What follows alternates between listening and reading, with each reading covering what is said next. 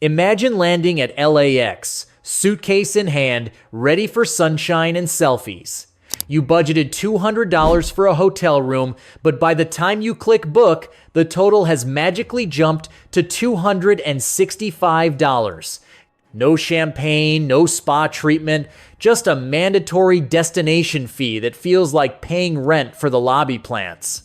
Welcome to California in 2025, the state where we broke records in 2024 with $157.3 billion in visitor spending, only to face our first projected decline in years. A dip of nearly 1%, modest on paper, but shocking for a state built on the myth that tourists never stop coming. Here's the kicker. In July 2025, international arrivals fell 9.1% compared to the year before. 9 of California's 13 key markets shrank, with Canadian visitors collapsing by a staggering 32.5%. Meanwhile, a new law, SB 478, forces hotels to show every fee up front. Transparency sounds noble, but it exposed just how expensive the Golden State really is. Instead of feeling protected, travelers feel duped, like pulling off a Band-Aid and realizing the wound is bigger than you thought. So the question is simple. How did California, the land of Disneyland dreams and Hollywood magic, turn into a place where visitors vanish the moment they see the checkout screen? Stay with me. Because the truth is, a cocktail of strong currency, political drama, and sticker shock served with a slice of California irony. Here's how we're going to break it down. Not a random list of complaints, but a countdown 9 reasons why California, the supposed dream destination, suddenly feels like a tourist trap. We'll start with the everyday wallet punches and climb our way up to the big picture forces that could rewrite California's travel identity. Think of it like peeling an onion. Each layer stings a little more until you hit the core that makes you cry. Along the way, we'll mix hard numbers with lived experiences. You'll hear about international arrivals dropping 9.1% in a single month, the strong dollar pricing out Europeans and Canadians, and how a law meant to protect consumers is accidentally scaring them away. But you'll also picture yourself standing at a hotel front desk, arguing over a wellness fee you didn't use, or deciding between a $42 per night parking charge in Los Angeles and free street parking in Arizona. This isn't just a data dump. It's a barstool conversation about whether California is still worth the hype, told by someone who loves the Golden State but isn't afraid to admit when the shine starts looking like glare. By the end of this countdown, you'll know if California's tourism stumble is just a hiccup or the beginning of a much bigger headache. Number 9. The hidden fees are no longer hidden. For years, California hotels treated mandatory resort fees like a magician's trick. Now you see them, now you don't until checkout. But as of July 2024, SB 478 forces them to put the real number on the first screen. Great for honesty, terrible for psychology. Suddenly, that $199 room shows up as $247 before you even click confirm. Travelers don't clap for transparency. They close the tab. Imagine scrolling through 10 hotel options at midnight. The one that looks pricier gets ditched, even if the neighbor is hiding the same fee on the back end. California wanted to be fair. Instead, we just made expensive feel more expensive. Number 8. The strong dollar weakens us. The US dollar flexed its muscles in 2025, and Californians are paying the price literally. Canadians, Brits, and Europeans now cough up more of their currency for the same Disneyland churro. At the same time, Americans realize Tokyo, Lisbon, or Cancun look like bargains. That's a double leak. Fewer foreign guests coming in, more Californians flying out. Try selling a $15 cocktail in San Francisco to someone who can sip one in Spain for half the cost. The math doesn't lie, and visitors aren't either. They're booking elsewhere. Number 7. The Canadian cold shoulder. Canada used to be our reliable neighbor with maple syrup and endless tour buses. But July 2025 hit like a snowstorm in Palm Springs. Canadian arrivals crashed by 32.5% year over year. Political tensions and sour sentiment turned our friendliest market frosty. For desert towns, ski resorts, and coastal motels, those missing Canadians aren't just statistics, they're empty rooms, closed bar tabs, and quieter streets. California is learning the hard way. When travel feels like a political statement, even loyal visitors stay home. Number 6. When hidden gems steal the spotlight, California begged travelers to look beyond LA, San Francisco, and Disneyland, and guess what? It worked. Tourists are now flocking to wine towns, desert trails, and quirky coastal villages. Great for locals, bad optics for the icons. The Golden Gate Bridge looks emptier on Instagram, Disneyland feels less packed, and cable cars in San Francisco don't clang with the same chaos.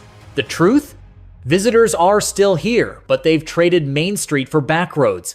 California didn't lose travelers, we scattered them. Problem is, fewer selfies at the big three makes the state look like it's lost its shine. Number 5. From boom to breather.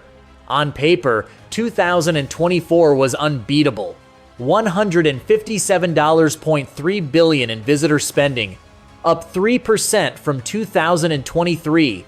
Then came 2025 with a projected dip of about 0.7%, the first drop since the pandemic. A tiny percentage, yes, but momentum is everything in tourism. Once the story changes from California is booming to California is slipping, perception spreads faster than wildfire in Malibu. Travel is herd behavior. When the crowd thinks everyone is going, they pile in. When they hear decline, they hesitate. Even a small wobble feels like a warning sign. Number 4, trust erosion after years of gotcha fees. Resort fee, destination fee, amenity fee, call it what you want. Travelers call it betrayal. For years, lawsuits, FTC warnings, and bad press painted California hotels as fee factories. Now, even with SB 478 cleaning things up, the reputation lingers. Guests expect to be tricked, so they're wary before they even book. That's like dating someone who cheated. Even if they've changed, you don't swipe right without suspicion. Trust is easy to lose and painfully slow to rebuild. And in tourism, suspicion is just another word for lost revenue. Tourism is California's silent export. People forget, tourism isn't just vacations, it's trade. When a Canadian or a Brit spends dollars here, that's foreign money injected straight into our economy, no container ships required. So when July 2025 saw a 9.1% drop in international arrivals, it wasn't just airports that felt the sting. It was wineries selling fewer cases, Lyft drivers running fewer airport rides, boutiques in coastal towns seeing fewer card swipes. Tourism dollars ripple. They pay the server in Napa, the guide in Yosemite, the street musician in Santa Monica. Lose those, and California quietly exports less, while competitors like Nevada and Arizona pocket the spillover. Number 2, premium versus pricey. The perception problem. California has always been the premium experience. Sunsets over Malibu, stars in Hollywood, wine in Sonoma. Premium works when people believe it's worth the splurge, but transparency stripped away the illusion. Now the side-by-side comparison is brutal. That all-in hotel rate in San Diego looks $42 more than a Phoenix resort with free parking and breakfast. Without a crystal clear why, premium quickly feels like pricey. And once people see pricey, they don't justify the splurge, they reroute it. Selling magic is hard when the calculator app is open on the other screen. Number 1, the narrative risk. California equals too expensive. Here's the nightmare ending. It's not the 0.7% decline or the one bad month of arrivals, it's the story that sticks. If headlines keep shouting fees exposed and visitors vanish, travelers will brand California as too expensive by default. And once that mental shortcut takes hold, it doesn't matter how sunny the beaches are. Families will choose Florida, couples will pick Arizona, backpackers will skip straight to Mexico. It's not about today's numbers. It's about tomorrow's reputation. The danger isn't being pricey. It's being labeled pricey. And that label, once glued, is harder to peel off than a San Francisco parking ticket. Look under the glossy brochures and palm tree postcards, and you'll see an industry caught between two hard truths. On one hand, California finally cleaned house. No more drip pricing, no more last-minute sticker shock at checkout. SB 478 made us the poster child of transparency. On the other hand, that honesty exposed exactly how costly the dream has become. For visitors, the story isn't "California is fair now," it's "California is pricier than I thought." It's like turning on the bathroom light after a night out. You're glad to see clearly, but you don't love what's staring back. The deeper tension is this. California depends on tourists not just for hotel taxes, but for the way they sustain Main Street. International arrivals are an invisible lifeline. A French couple's wine tasting covers a busboy's rent. A Canadian family's ski trip pays the heating bill for a Tahoe lodge. When those streams dry up, the effects ripple quietly but relentlessly. Politicians call it a 0.7% dip. Shop owners call it Tuesday, sales being down. And then there's the culture clash. We told travelers to spread out to discover hidden gems beyond the gateways. They listened. Now the icons San Francisco, Louisiana, Disneyland look emptier, and the narrative turns bleak, even though the dollars are just redistributed. California looks like it's losing when, in fact, it's decentralizing. But perception matters more than policy. The big question lingers. Can California spin transparency and dispersal into a new brand of authenticity, or will the Golden State be remembered as the place where honesty killed the magic? So here's the paradox, my friends.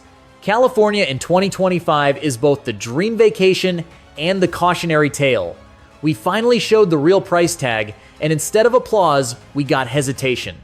International arrivals are down, hidden gems are buzzing, but the icons are emptier. It's the classic California contradiction, sunshine and sticker shock, beauty and burnout, a paradise that sometimes feels like a ripoff. Now, I'll throw it back to you. If the all-in price is $40 higher, but you get zero surprises at checkout, would you still book California, or would you reroute to Florida, Nevada, or even Mexico? And for those of you who live here, which hidden gem deserves more love? A taco shack by the desert highway, a vineyard in Paso Robles, or a redwood trail no one's TikToking yet? Drop your pics in the comments. If you laughed, got mad, or just nodded along, hit like so the algorithm knows we're not done talking about California. Subscribe, because next time we're putting California head-to-head with its rivals, Texas, Florida, maybe even Arizona. The Golden State story isn't over, but the next chapter depends on whether people think the price is still worth the magic.